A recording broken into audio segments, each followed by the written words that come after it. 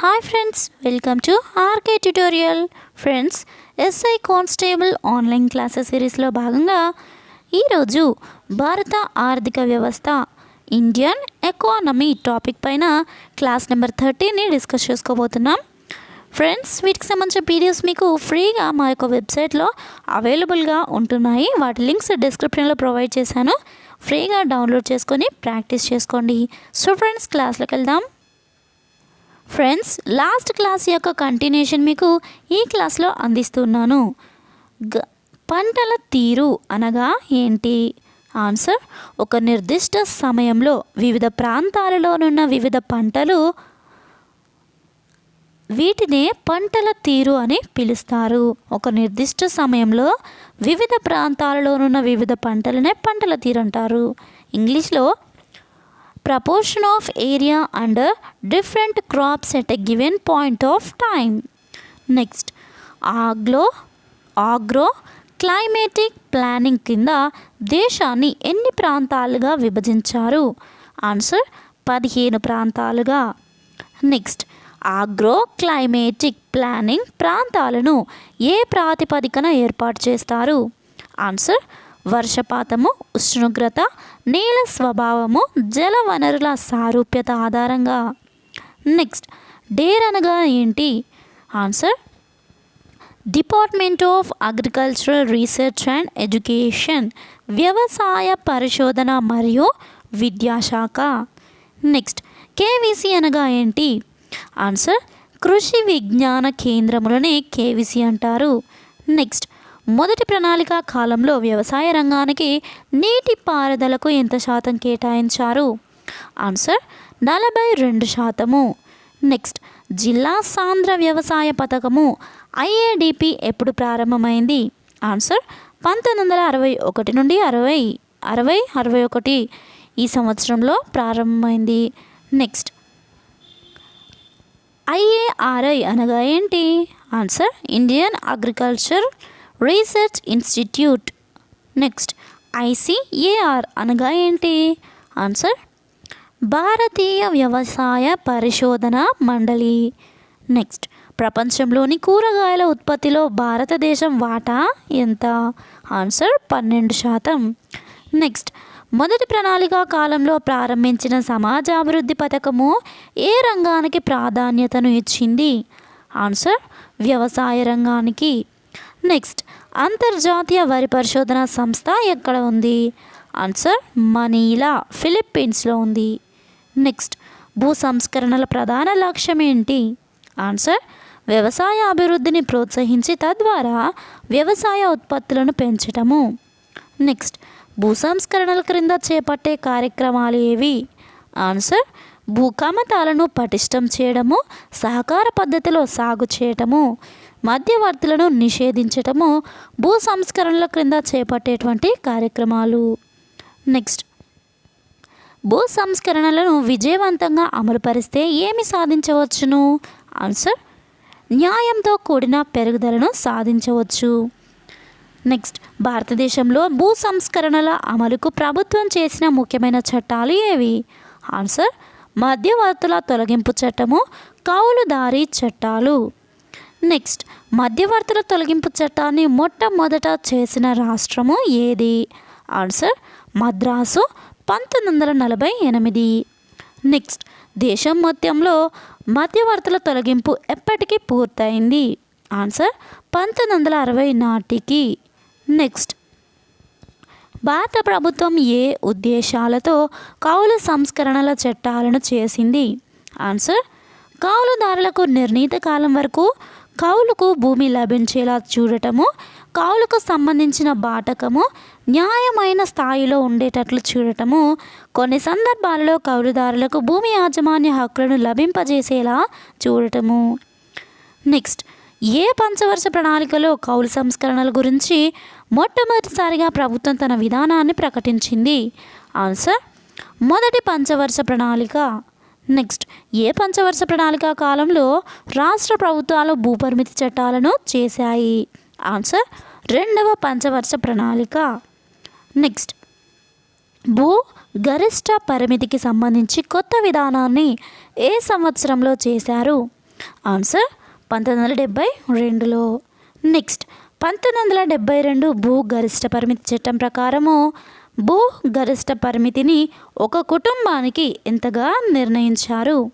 Answer నీటిపారుదల వసతికి ఉండే సంవత్సరానికి 10 నుంచి 18 ఎకరాలు, సంవత్సరానికి ఒకే పంట పండే భూమి 18 నుంచి 27 ఎకరాలు, భూసారం ఒకే విధంగా ఉండని మెట్ట భూములకు 27 నుంచి 54 ఎకరాలు. నెక్స్ట్ దేశంలో భూ సంస్కరణలను ప్రవేశపెట్టినప్పటి నుండి 1999 డిసెంబర్ నాటికి ఎంత మిగులు భూమిని గుర్తించారు? అందులో ఎంత మొత్తం భూమిని పునఃపంపిణీ చేశారు? ఆన్సర్ 73.56 లక్షల ఎకరాలు. ఇందులో 55 లక్షల భూమిని 55 లక్షల మందికి పంపిణీ చేశారు. నెక్స్ట్ భూ సంస్కరణల చట్టాలను రాజ్యాంగంలోని ఏ షెడ్యూల్లో పొందుపరిచారు? ఎందుకు పొందుపరిచారు? ఆన్సర్ 9వ షెడ్యూల్లో పొందుపరిచారు. ఈ షెడ్యూల్లోని అంశాలను న్యాయస్థానాల్లో సవాలు చేయటానికి వీలు లేదు. నెక్స్ట్ భూ సంస్కరణల అమలులో ముందంజలో ఉన్న రాష్ట్రం ఏది? ఆన్సర్ పశ్చిమ బెంగాల్. నెక్స్ట్ భూ సంస్కరణల విధానాలు పరిమిత స్థాయిలో మాత్రమే విజయవంతం కావడానికి గల కారణాలు ఏవి? ఆన్సర్ చట్టాలలో ఉన్నటువంటి లొసుగులు, ప్రభుత్వం యంత్రాంగం సరిగా అమలు పరచకపోవడము, రాజకీయ సంకల్పము కొరవడము. నెక్స్ట్ నూతన వ్యవసాయ వ్యూహాన్ని ఎప్పుడు అవలంబించారు? ఆన్సర్ 3వ పంచవర్ష ప్రణాళిక కాలంలో.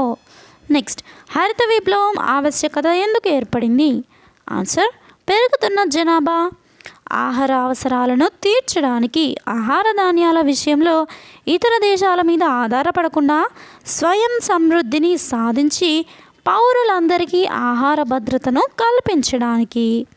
నెక్స్ట్ హరిత విప్లవము విజయవంతం అవడం అనేది వేటికి అందుబాటుపై ఆధారపడి ఉంటుంది? ఆన్సర్ అధిక దిగుబడి వంగడాలు, సరిపడినంత నీటిపారుదల సౌకర్యాలు, రసాయనిక ఎరువులు మరియు పురుగు మందులు. నెక్స్ట్ అధిక దిగుబడి వంగడాల కార్యక్రమము హై ఈల్డింగ్ వెరైటీస్ను ఏ సంవత్సరంలో ప్రారంభించారు? ఆన్సర్ 1966 నుంచి 67లో. నెక్స్ట్ హరిత విప్లవం వల్ల ఏ పంటకు అధిక ప్రయోజనం కలిగింది? ఆన్సర్ గోధుమ. నెక్స్ట్ అధిక దిగుబడి వంగడాలు ఏ పంటలకు మాత్రమే పరిమితమయ్యాయి? ఆన్సర్ గోధుమ, వరి, జొన్న, సజ్జ, మొక్కజొన్న. నెక్స్ట్ హరిత విప్లవం వల్ల ఏమాత్రం ప్రయోజనం పొందని పంటలు ఏవి? ఆన్సర్ పప్పు ధాన్యాలు. నెక్స్ట్ హరిత విప్లవం ఘనతను సాధించిన శాస్త్రవేత్తలు ఎవరు?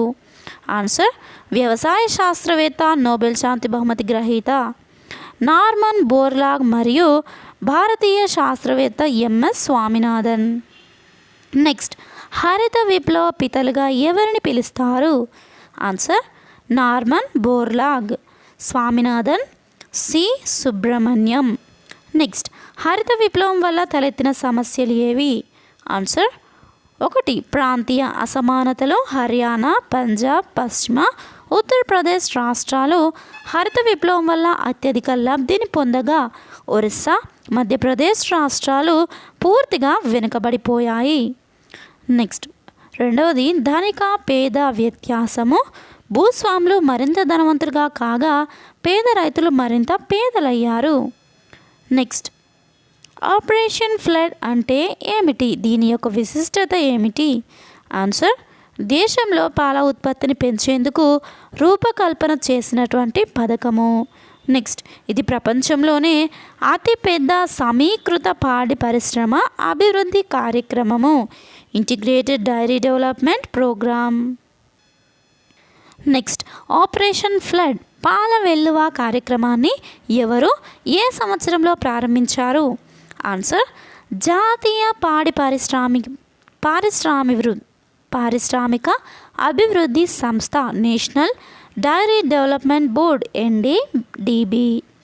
నెక్స్ట్ ఆపరేషన్ ఫ్లడ్కు రూపకల్పన చేసి భారతదేశంలో శ్వేత విప్లవాన్ని సృష్టించిన ఘనత ఎవరికి లభిస్తుంది?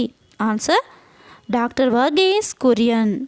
నెక్స్ట్ 1970లో ప్రారంభమైన ఆపరేషన్ ఫ్లడ్ కార్యక్రమం ఇప్పటికీ ఎన్ని దశలను పూర్తి చేసుకుంది? ఆన్సర్ 1996 ఏప్రిల్ నాటికి 3 దశలను పూర్తి చేసుకుంది. నెక్స్ట్ ఆపరేషన్ ఫ్లడ్ సాధించిన ఫలితాలు ఏంటి? ఆన్సర్ 1970లలో తలసరి రోజు వారి పాల లభ్యత 112 గ్రాములుండగా 2006-7 నాటికి ఈ పరిమాణము 245 గ్రాములకు పెరిగింది. 2000 నుండి 2001 నాటికి భారతదేశము అమెరికాను అధిగమించి ప్రపంచంలో అతిపెద్ద పాల ఉత్పత్తిదారుగా అవతరించింది. నెక్స్ట్ సమగ్ర పంటల బీమా పథకాన్ని ఎప్పుడు ప్రకటించారు? ఎప్పటి నుంచి అమలు చేశారు? ఆన్సర్ 1985 నుంచి 86 సంవత్సరము బడ్జెట్లో ఈ పథకాన్ని ప్రకటించారు. 1985 ఏప్రిల్ 1 నుంచి దీనిని అమలు చేశారు. నెక్స్ట్ సమగ్ర పంటల బీమా పథకం కింద ఏ ఏ పంటలకు బీమా సౌకర్యాన్ని కలిగించారు? ఆన్సర్ వరి, గోధుమ, పప్పుధాన్యాలు, నూనె గింజలు.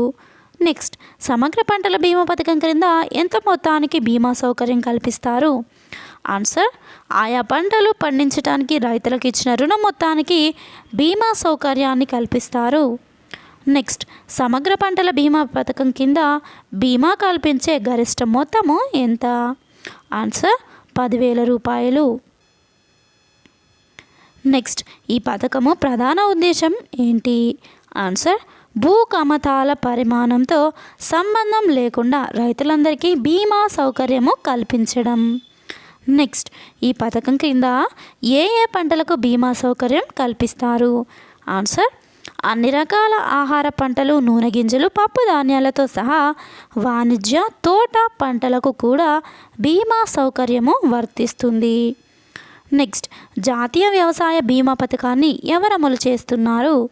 Answer general insurance corporation. Next జాతీయ వ్యవసాయ బీమా పథకం NAIS క్రింద గరిష్ట బీమా పరిమితి ఎంత? గరిష్ట పరిమితి అనేది లేదు. నెక్స్ట్ జాతీయ వ్యవసాయ బీమా పథకము ఏ ఏ పంటలకు బీమా సౌకర్యం కల్పిస్తుంది? ఆన్సర్ అన్ని ఆహార పంటలు, నూనె గింజలు, వాణిజ్య పంటలు. నెక్స్ట్ జాతీయ వ్యవసాయ బీమా పథకాన్ని అమలు చేసేందుకు 2002 డిసెంబర్లో ఏర్పాటు చేసిన సంస్థ పేరు ఏంటి? ఆన్సర్ జాతీయ వ్యవసాయ బీమా సంస్థ. నెక్స్ట్ రైతులకు అందించే వ్యవసాయ రుణాలను ఎన్ని రకాలుగా విభజించవచ్చు? ఆన్సర్ 3 రకాలుగా విభజించవచ్చు. అవి 1 స్వల్పకాలిక రుణాలు, వీటిని 15 నెలల లోపుగా చెల్లించాలి. 2వది మధ్యకాలిక రుణాలు, వీటిని 15 నెలలు 5 సంవత్సరాల మధ్యకాలంలో చెల్లించాలి. 3వది దీర్ఘకాలిక రుణాలు, వీటిని 5 సంవత్సరాల తర్వాత చెల్లిస్తారు.